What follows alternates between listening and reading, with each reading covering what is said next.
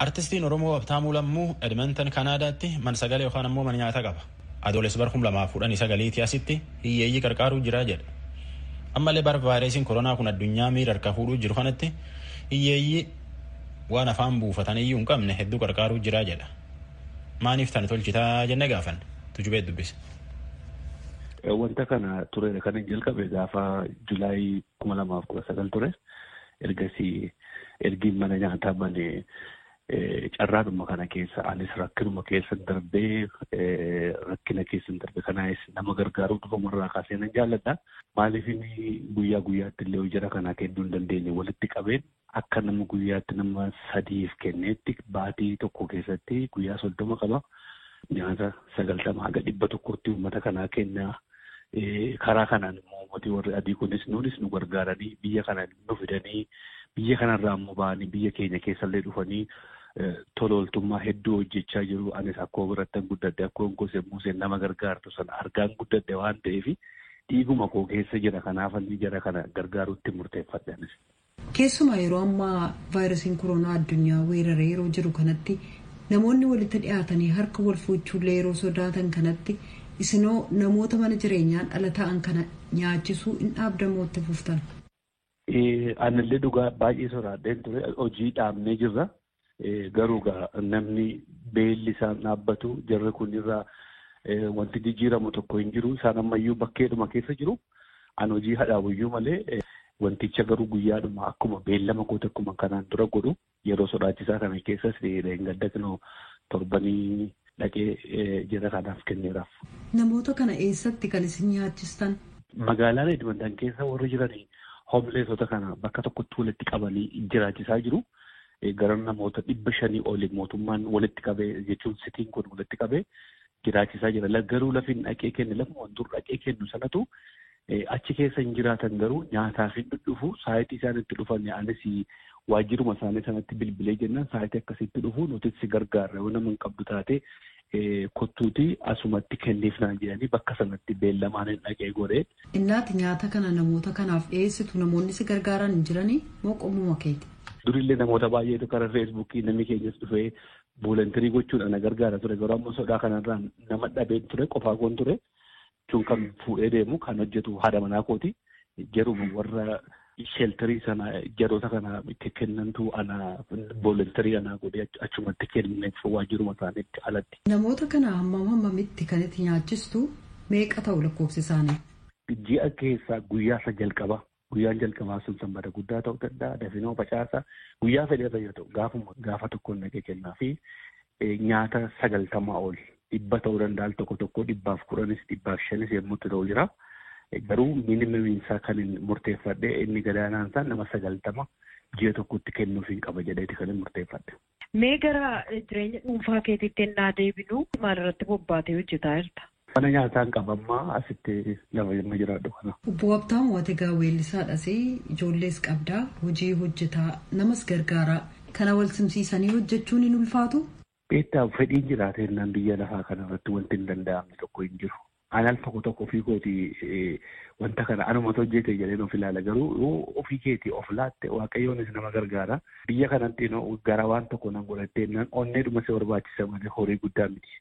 Garaa namaa rifachuun qaba. Akkoo koo biratti guddadde akkoon koo magaalaa keenya keessatti hin beekamti nama waa kennu ganama kaatee bunni gaafa danfu buna qofaa dhuddeen beektu balbala gubbaa dhaabbattee nama karaa deemu kottaa buna dhugaa jettee nama karaa deemu hundumaa yeroo sana carraa yeroo bunni gadi ba'u sanatti namni argatu sana keessatti guddadde rakkataanis almesis inni biyyaas rakkataan biyya ilaalu bifan ilaalu.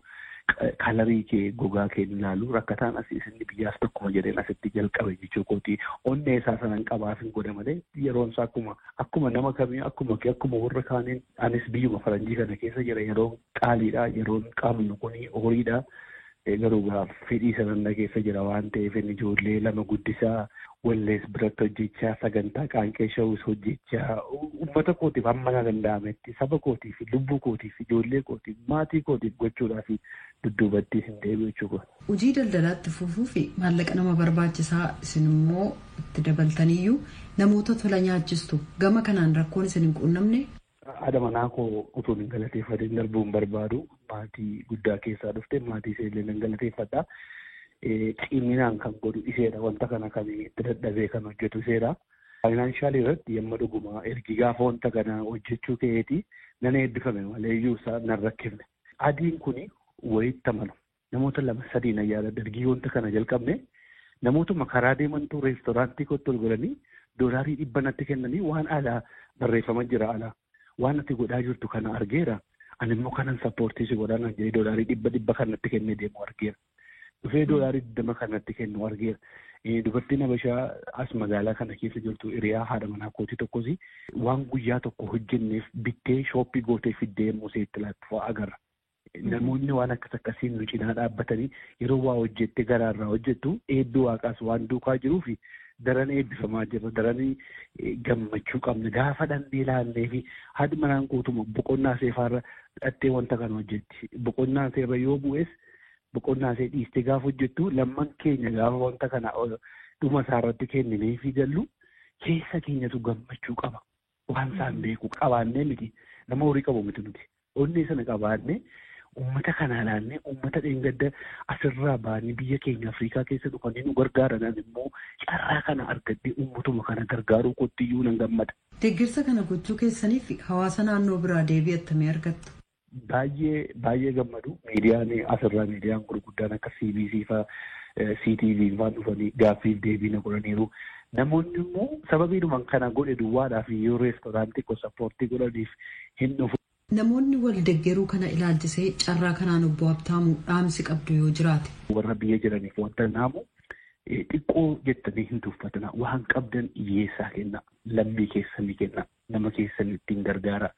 Nama biraa otoo hin taane waaqa biraatii eebbisaa kan dhufu. Gaafa biyya lafa kanatti dhufne harka keenya qullaa dhufne.